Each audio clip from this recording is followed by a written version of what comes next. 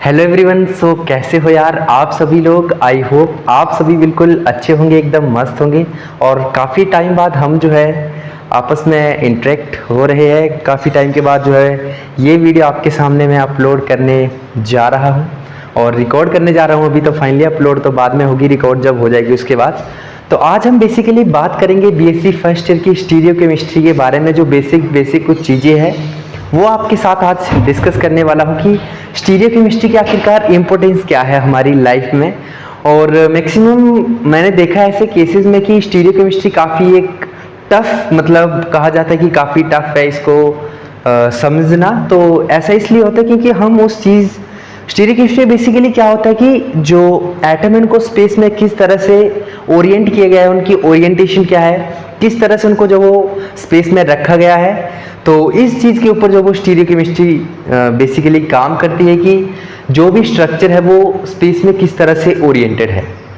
तो बेसिकली हमारा पर्पस यही है स्टीरियो केमिस्ट्री को बेसिक से अच्छे से समझना। तो स्टीरियो केमिस्ट्री में हम सबसे पहले बात करेंगे आइसोमर्स की। अब आइसोमर्स की बात करते कि आखिरकार आइसोमर जो है वो क्या होते हैं। पहला क्वेश्चन यही अराइज होता है कि व्हाट आर द आइसोमर्स।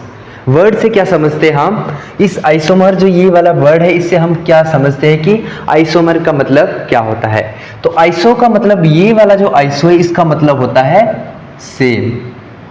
और जो मर्ज है ये वाला मर्ज जो है इसका मतलब होता है पार्ट्स। इसको बोलते हैं हम आइसोमर्स। ये है वर्ड का मीनिंग। तो आइसोमर्स की डेफिनेशन देख लेते हैं कि आइसोमर की डेफिनेशन क्या होती है। तो आइसोमर की डेफिनेशन है कि इसका जो वो सेम मोलिक्यूलर फॉर्मूला होगा बट डिफरेंट प्रॉपर्टीज।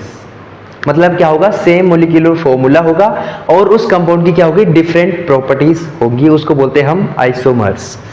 अब दो तरह के आइसोमेरिज्म होते हैं, हम सभी ने पढ़े हैं, ठीक है, जब हम 12th में थे। आई थिंक 12th में हमने पढ़ा है कि स्ट्रक्चरल आइसोमेरिज्म के बारे में, और स्पेस और स्टीरियो आइसोमेरिज्म का शायद नहीं पढ़ा होगा, लेकिन इसको हम बाद में डिस्कस करेंगे। सबसे पहले हम बात करेंगे कि स्ट्रक्चरल आइसोमेरिज्म जो है वो क्या होता है।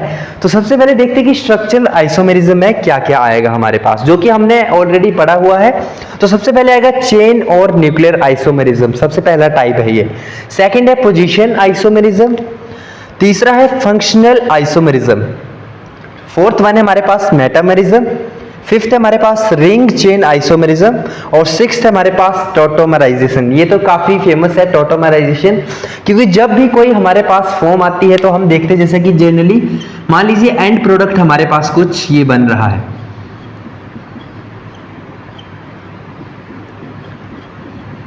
ये वाला हमारे पास एंड प्रोडक्ट है। अब वहां पे क्या करा होता है कि इसको जो वो कन्वर्ट किया गया होता है इक्विलिब्रियम टाइप में, और इसको जो वो इनोल फॉर्म में कन्वर्ट, ये है कीटो फॉर्म, ये है कीटो फॉर्म। और ये जो फॉर्म बनती है वो होती है इनोल फॉर्म, मीन जिसमें क्या होता है, एल्कोहलिक ग्रुप होता है, उसको बोलते हैं हम इनोल फॉर्म।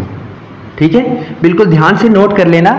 जिसमें भी OH ग्रुप जो वो प्रेजेंट होगा, जिस भी कंपाउंड में, मतलब जैसे यहाँ पे दिख रहा होगा आपको कि यहाँ पे OH ग्रुप प्रेजेंट है तो इसको हम बोलेंगे इनोल फॉर्म। और यहाँ पे आप देख सकते हैं यहाँ पे कीटोन ग्रुप प्रेजेंट है तो इसको बोलेंगे कीटोन फॉर्म।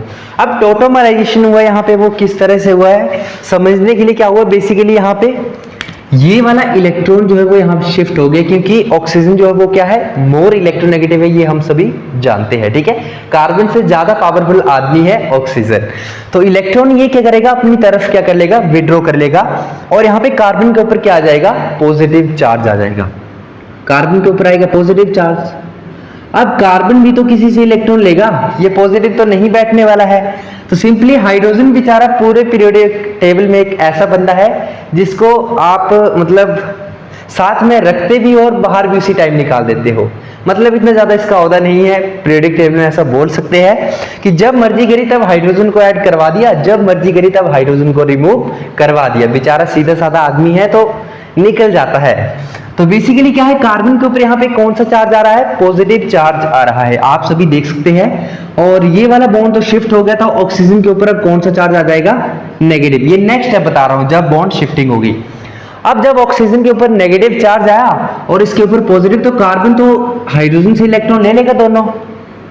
ये इसने हाइड्रोजन से इलेक्ट्रॉन ले लिए, लेकिन ऑक्सीजन के पास अभी भी नेगेटिव चार्ज है, तो इसको न्यूट्रलाइज करवाने के लिए ऑक्सीजन जो अपने इलेक्ट्रॉन जो यहाँ से H पॉजिटिव रिलीज हुआ है, तो ऑक्सीजन अपने इसको इलेक्ट्रॉन दे देगा और फाइनली हमें जो है वो इनोर फॉर्म यहाँ पे मिल जाएगी।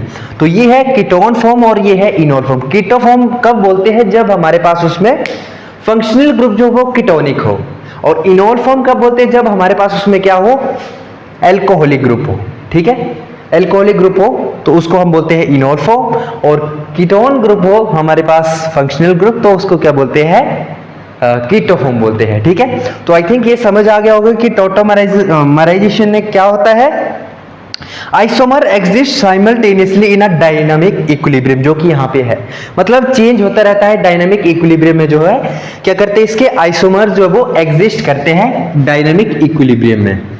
तो सबसे पहला हमारे पास क्लियर हो गया कि टॉटोमराइजेशन जो है वो क्या होता है।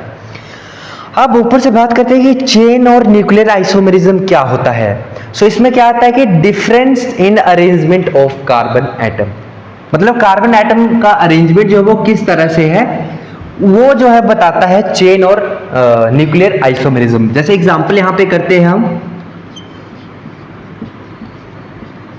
प्रोपेन का एग्जांपल है। ठीक है, ये प्रोपेन आ गया हमारे पास, ब्यूटेन का एग्जांपल लेते हैं,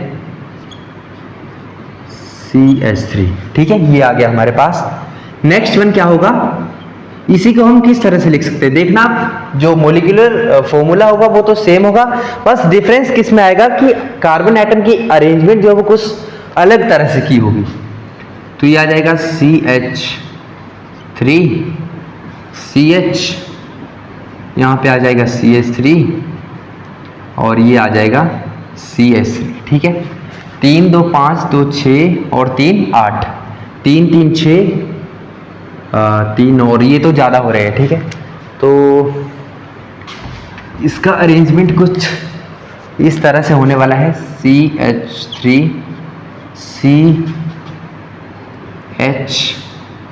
CH3 और यहाँ पे CH 1 2 3। ठीक है, तो 3 3 6 7 और 3 10, 3 2 5 2 7 और 3 10। ठीक है, कंप्लीट हो रहा है। तो यहाँ पे देख सकते हैं कि कार्बन एटम का अरेंजमेंट जो है वो क्या है? अलग है। यहाँ पे सेकंड पोजीशन पे यहाँ पे कार्बन को जो है ऊपर लगा दिया है। ठीक है, मतलब कार्बन की अरेंजिंग जो की गई है, अरेंजमेंट जो करी है वो डिफरेंट है। ठीक है, तो आप गिन सकते हैं कि हाइड्रोजन कितने और कार्बन कितने? 1 2 3 4, 4 कार्बन है हमारे पास। ठीक है, 1 2 3 4, 4 कार्बन आ गए पूरे। 3 2 5 2 7 और 3 10, 10 हाइड्रोजन है। 3 3 6 3 9 और 1 10। ठीक है, तो कंप्लीट हमारे पास क्या है यहाँ पे कि सेम जो इनका मोलिकुलर फॉर्मूला है, मोलिकुलर फॉर्मूला क्या है? सेम है, but different arrangement of carbon atom. बस आपने बिल्कुल कंसेप्ट को समझना है और एग्जाम में वैसे आप खुद से मतलब बना के लिख सकते हो, क्योंकि कंसेप्ट आपको बता दिया है कि चेन और न्यूक्लियर आइसोमरिज्म आपसे पूछते तो आपने क्या लिखना है उसमें कि मोलिकुलर फॉर्मूला जो है वो सेम होता है, लेकिन डिफरेंट क्या आता है? Arrangement of carbon atom. Difference क्या होता है कि जो कार्बन एटम की अरेंजमेंट है वो क्या करी होती है? अलग तरह से करी होती है, जो कि आपको एग्जाम्पल में समझा दिया। सेकंड है हमारे पास पोजीशन आइसोमेरिज्म। अब पोजीशन आइसोमेरिज्म में क्या आएगा हमारे पास? सेम बात है कि difference in a position occupied by atom और ग्रुप। जो भी कार्बन एटम के साथ कोई भी ग्रुप लगा होगा या एटम हो सकता है, उसकी जो पोजीशन में फर्क आएगा उसको हम क्या बोलेंगे? Position isomerism. बेसिकली पोजीशन में जो चेंज आएगा उसको हम क्या बोलेंगे? Position isomerism. इसका भी एग्जांपल एक बार देख लेते हैं कि पोजीशन आइसोमेरिज्म आखिरकार क्या होता है। CH2 और यहाँ पे आएगा Cl। ठीक है, कार्बन के 4 बॉन्ड होते हैं, 2 3 4, कंप्लीट है। ठीक है, तो ये आ गया हमारे पास इसका पहला एग्जांपल। यहाँ पे क्लोरीन कहाँ पे लगा है?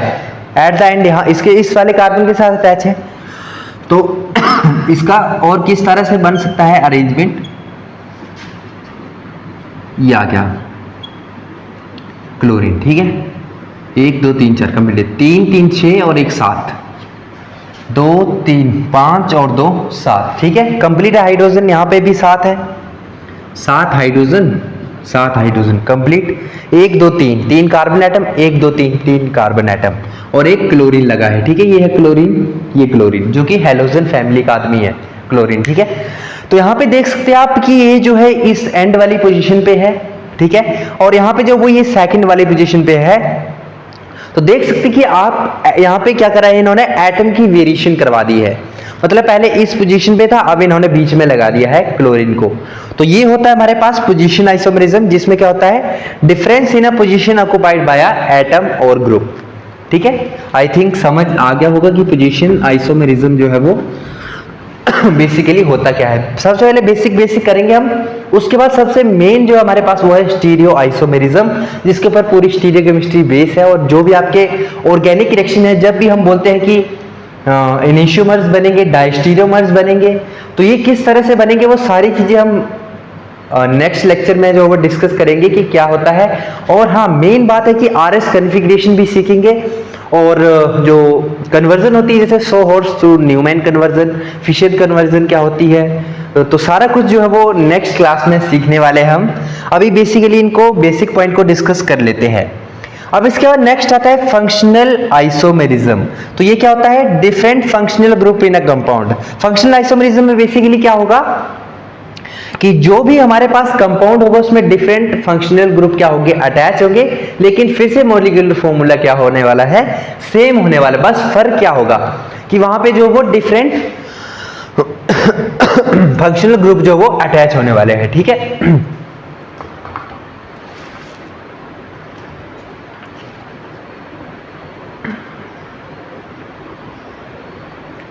तो इसका एग्जाम्पल अब हम देख लेते हैं फंक्शनल आइसोमेरिज्म का। तो इसका एक बड़ा ही सिंपल एग्जाम्पल है CH3 CH2 CH2 और OH, ठीक है। अब यहाँ पे कौन सा फंक्शनल ग्रुप है, एल्कोहल लगाया है, OH लगाया है, ठीक है। आई थिंक फंक्शनल ग्रुप के बारे में तो आप सभी को पता ही होगा। तो ये हमारे पास OH यहाँ पे अटैच करा है, और नेक्स्ट वन इसी को किस तरह से इन्होंने लिखा है, CH3O CH3, ठीक है। अब हाइड्रोजन काउंट करते हैं, 3 2 5 2 7 और 1 8 3 3 6। हाइड्रोजन यहाँ पे कम हो रहे हैं शायद, हाँ ऐसे होगा ये CH2OH, ठीक है। 3 2 5 और 1 6, 3 और 3 6, ठीक है। अब सही है, ठीक है। 3 2 5 और 1 6, 3 3 6 और 1 ऑक्सीजन और 2 हमारे पास क्या है, कार्बन एटम। तो यहाँ पे देख सकते हैं फंक्शनल ग्रुप क्या है हमारे पास, एल्कोहल है। और इस केस में इसको क्या बोलते हैं, व्हाट इज ROR? ROR क्या होता है, तो ROR को हम बोलते हैं ईथर, ठीक है। ये फॉर्म याद रखनी है, RCOR, इसको बोलते हैं हम कीटोन। बिल्कुल अपने मतलब दिमाग में बिठा लेना है एक बार, क्योंकि अगर आप आगे केमिस्ट्री में ही करने वाले हो, मेजर केमिस्ट्री आपका, और आगे आपने मास्टर्स वगैरह केमिस्ट्री में ही करनी है, तो इन फॉर्म को कभी नहीं भूलना, क्योंकि बेसिकली बच्चे क्या करते हैं कि इन फॉर्म्स को जो वो भूल जाते हैं। तो ये है कीटोन RCOR। अब अगर इसमें एक ऑक्सीजन और ऐड हो जाए, RCOOR, जब 2 ऑक्सीजन आ जाएंगे तो इसको हम बोलते हैं एस्टर,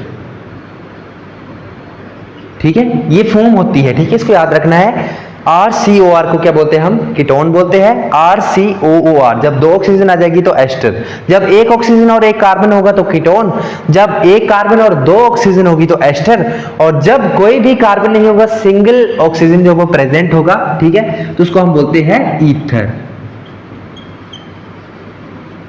ठीक है।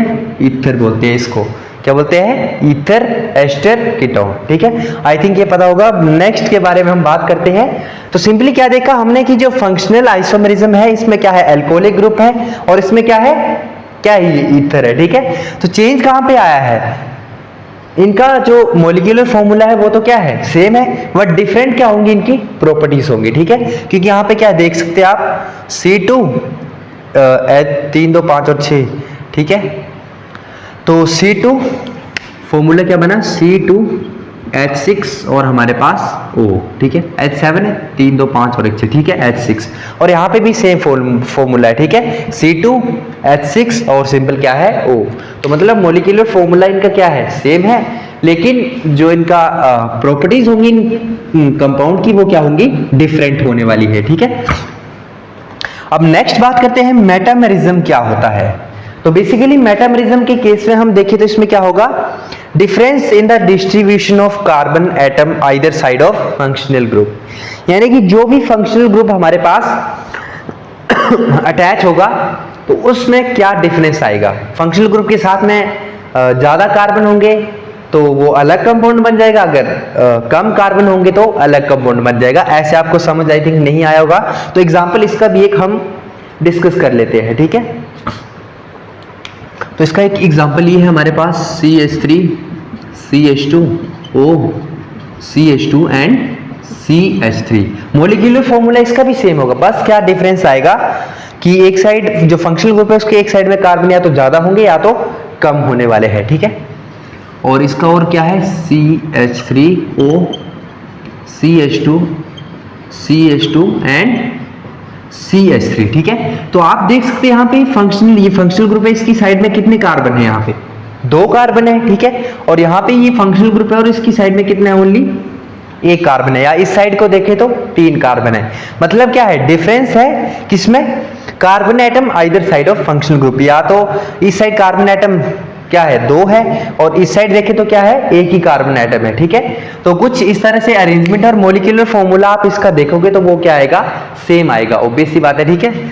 अब नेक्स्ट हम बात करते हैं, ये एग्जांपल आपने नोट कर लेने ताकि आपको पढ़ने में, नोट्स बनाने में बिल्कुल आसानी हो, जब भी आप इसको दोबारा से रिवाइज करें तो इजीली आपको कैच हो जाए, अच्छे से समझ आ जाए। तो नोट्स को जो बिल्कुल प्रॉपर वे में आपने अभी से बनाते जाना है। अब ऐसा नहीं कि लेक्चर सुनते सुनते बीच में सो गए या कुछ ऐसा वैसा, खाना खाने चले गए। अगर देखना है तो बिल्कुल पूरा देखना है और उसके बाद उसको बिल्कुल खत्म करके जो है कोई और काम करना है, ठीक है।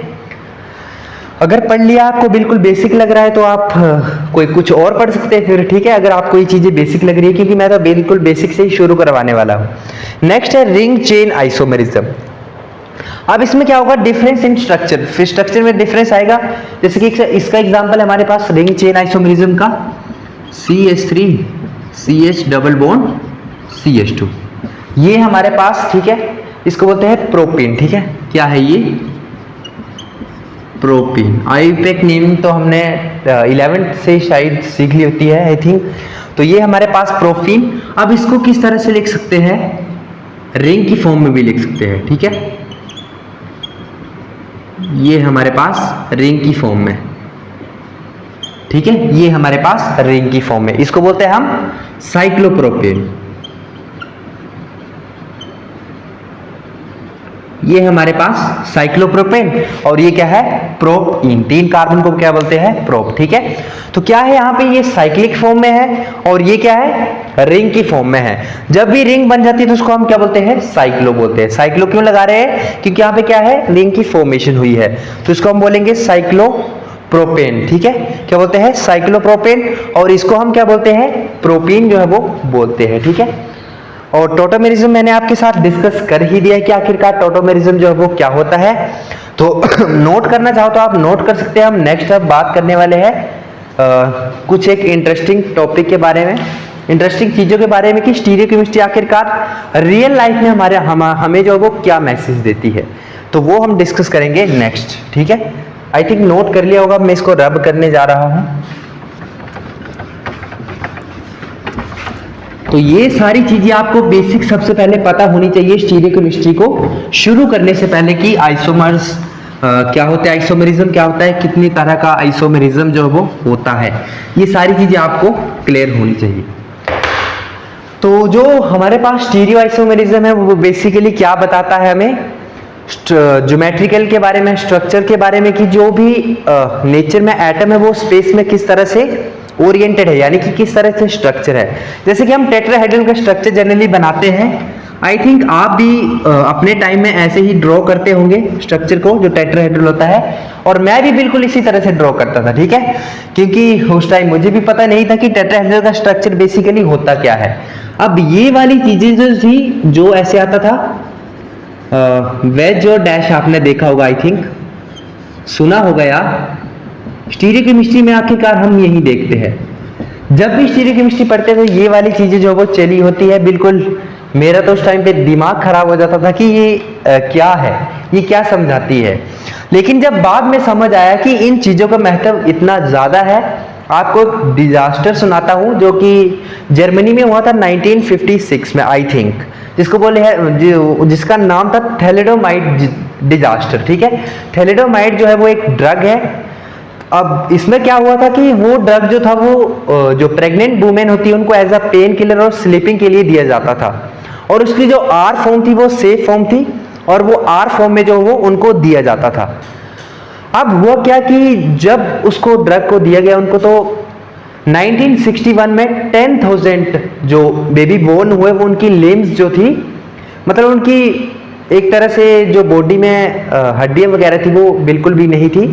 तो ये डिजास्टर हुआ था कि वहां पे जो उनको आर फॉर्म दी जा रही थी, जो थैलिडोमाइड ड्रग है, जो आर फॉर्म दी जा रही थी वो बॉडी के अंदर जाके, अब हमें पता है कि हमारी बॉडी में एसिड प्रेजेंट है, पीएच कंडीशन डिफरेंट डिफरेंट है, तो वो आर फॉर्म जब बॉडी के अंदर जा रही थी, जब उनको इनलेट कर रही थी जो भी वुमेन्स थी प्रेग्नेंट, तो वो आर से जो है वो एस फॉर्म में क्या हो रही थी, कन्वर्ट हो जा रही थी। अब आर एस कन्फिग्रेशन भी पढ़ेंगे, अब आपको पता होगा तो आई थिंक समझ रहे होंगे, नहीं पता होगा तो आप बोल रहे होंगे क्या बकवास कर रहे हैं। ठीक है, तो आर फॉर्म जो थी वो क्या थी, थैलिडोमाइड ड्रग जो उसकी वो क्या थी, सेफ थी। लेकिन आर फॉर्म को जब दिया गया तो वो ह्यूमन बॉडी या वुमेन की बॉडी के अंदर जाके जो वो किस में कन्वर्ट होने लगी, एस फॉर्म में कन्वर्ट होने लगी, जो कि क्या थी, टॉक्सिक थी। ठीक है, और जिसकी वजह से जो 10,000 न्यू बोर्न बेबी हुए थे वो क्या हुए थे, डिफॉर्म लिम्स में जो है बोर्न हुए थे। ठीक है, तो देख सकते हो स्टीरियोकेमिस्ट्री का कितना महत्व है। ठीक है, ये पूरे ड्रग्स वगैरह जो भी डिजाइन किए होते हैं, एक एक बॉन्ड का जो बिल्कुल सिग्निफिकेंस होता है। अगर एक बॉन्ड अरे से परे हो गया तो पूरा स्ट्रक्चर ही बिल्कुल क्या हो जाता है, चेंज हो जाता है। जैसे फिजिक्स वाले को ये वाला स्ट्रक्चर दिखाए, जो भी फिजिक्स का स्टूडेंट होगा तो जनरली वो इसको ऐसे ही इमेजिन करेगा, लेकिन जो भी केमिस्ट्री का स्टूडेंट होगा, ठीक है, उसको पूरा नॉलेज होगा कि आखिरकार ये स्ट्रक्चर किस तरह से ओरिएंटेड होता है। तो मेरे पास समझाने के लिए ऐसा कुछ स्ट्रक्चर टाइप का नहीं है, लेकिन हाँ मैं स्क्रीन के ऊपर दिखा दूंगा। तो आपको जो ये स्ट्रक्चर दिख रहा होगा, यहाँ पे एक बॉन्ड आपकी साइड आ रहा है, एक बॉन्ड पीछे की साइड जा रहा है, और दो बॉन्ड जो बिल्कुल क्या है वो प्लेन में है। ठीक है, टेट्राहेड्रल स्ट्रक्चर बता रहा हूं। अब जो बॉन्ड आपकी साइड आ रहा है उसको किससे ड्रॉ करते हैं हम, वेज की तरफ से। ठीक है, ये क्या है, टुवर्ड्स यू। जब भी आपको किसी भी बुक में वेज अगर ये दिख जाए तो मतलब उसका मतलब क्या है कि जो भी एटम है, जो भी हाइड्रोजन आपको यहाँ पे दिख रहा होगा वो क्या है, आपकी साइड आ रहा है, टुवर्ड्स यू। और डैश का मतलब क्या होता है कि वो बैक साइड जा रहा है। ठीक है, डैश का मतलब होता है बैक साइड जा रहा है, और वेज का मतलब होता है जो भी एटम है वो आपकी साइड जो वो आ रहा है, उसको बोलते हैं हम वेज से, उसको क्या कहते हैं, डिनोट करते हैं। ठीक है, अब टेट्राहेड्रल का स्ट्रक्चर जो था वो वांट होफ ने दिया था, और इनको इसके लिए नोबेल प्राइज भी मिला था, 1901 में मिला था आई थिंक। और किस तरह से ड्रॉ करते हैं टेट्राहेड्रल का स्ट्रक्चर, ये कुछ इस तरह से होता है। ठीक है, ये है डैश और ये है वेज। ठीक है, जो कि आपकी साइड आ रहा है, और दो क्या है हमारे पास बॉन्ड, ये प्लेन में है। ये वाला बॉन्ड जो है वो कहां आ रहा है, आपकी ऐसे करके है। ठीक है, ये वाला बॉन्ड आपकी साइड आ रहा है, ये वाला बॉन्ड जो वो पीछे जा रहा है। जो आगे वाला बॉन्ड है, ये वाला बॉन्ड आपकी साइड आ रहा है, और जो पीछे वाला डैश वाला बॉन्ड है वो क्या कर रहा है, बैक साइड जा रहा है, मेरी साइड आ रहा है। ठीक है, तो इसको डैश से ड्रॉ करा है, जो कि बैक साइड जा रहा है उसको डैश से ड्रॉ करा है, और वेज से किसको ड्रॉ करा है, जो वाला बॉन्ड जो वो आपकी साइड आ रहा है। ठीक है, ये आपको स्क्रीन के ऊपर टेट्राहेड्रल स्ट्रक्चर जो वो दिख रहा होगा, तो देख सकते हो आप कि किस तरह से टेट्राहेड्रल स्ट्रक्चर जो वो एग्जिस्ट करता है। अब एक और अच्छी सी बात डिस्कस कर लेते हैं, जो कि जनरली हम सभी यूज करते हैं, सभी खाते हैं, लेमन और ऑरेंज। ये भी काफी अच्छा मतलब स्टीरियोकेमिस्ट्री है इनमें। तो ये स्ट्रक्चर जो मैंने इतनी देर से बनाए हैं, ठीक है, आप बोल रहे होंगे क्यों बनाए हैं, तो बेसिकली डिस्कस नहीं किया, तो अब बता रहा हूं। ये स्ट्रक्चर जो वो है लेमन का, जो कि नींबू होता है। ठीक है, अब देखने में तो जो कोई स्टूडेंट होगा नॉर्मली फिजिक्स का ले लेते हैं, ठीक है, वो तो ऐसे ही बताएगा कि अरे ये क्या है, ये तो सेम ही चीज लग रही है, उसमें कोई डिफरेंस नहीं है। लेकिन जो केमिस्ट होगा वो बिल्कुल अच्छे से बताएगा कि क्या है, यहाँ पे कन्फिग्रेशन में चेंज आ रहा है। क्या है, कन्फिग्रेशन में क्या है, चेंज है। ये कन्फिग्रेशन एस कन्फिग्रेशन है, और ये वाली कन्फिग्रेशन जो है वो आर कन्फिग्रेशन है, ठीक है। ये एस कन्फिग्रेशन है और ये वाली क्या है, आर कन्फिग्रेशन है। अब जो एस वाली कन्फिग्रेशन है उसमें क्या होता है, नींबू हमें खाने को मिलता है। नींबू खाने को नहीं मिलता मतलब उसकी प्रॉपर्टी जो वो नींबू की तरह होती है एस वाली कन्फिग्रेशन में। जो भी हम नींबू खाते हैं उसका स्ट्रक्चर क्या है, ये है। बस डिफरेंस क्या है, कन्फिग्रेशन के अंदर जो भी यहाँ पे क्या है, डिफरेंस है, ठीक है। ये देख सकते हो आप, आर कन्फिग्रेशन जो है वो क्या होती है, ऑरेंज की कन्फिग्रेशन होती है जो कि खट्टा मीठा होता है, ठीक है। लेकिन अगर लेमन खाओगे तो वो बिल्कुल ही क्या होता है, सोर होता है, ठीक है, खट्टा होता है। तो ये हमारे पास स्टीरियो केमिस्ट्री का इंपॉर्टेंस क्या है लाइफ में, कितनी ज्यादा महत्व रखती है, ठीक है। तो लेमन और ऑरेंज का जनरल लाइफ के साथ, आपका रिलेटेड लाइफ के साथ जो वो डिस्कस किया एग्जाम्पल मैंने, तो आई थिंक यहीं तक आज हम डिस्कस करेंगे और नेक्स्ट वीडियो में हम देखेंगे कि स्टीरियो आइसोमेरिज्म जो है वो क्या होता है, ठीक है। तो मिलते हैं फिर नेक्स्ट वीडियो में, तब तक के लिए बाय बाय।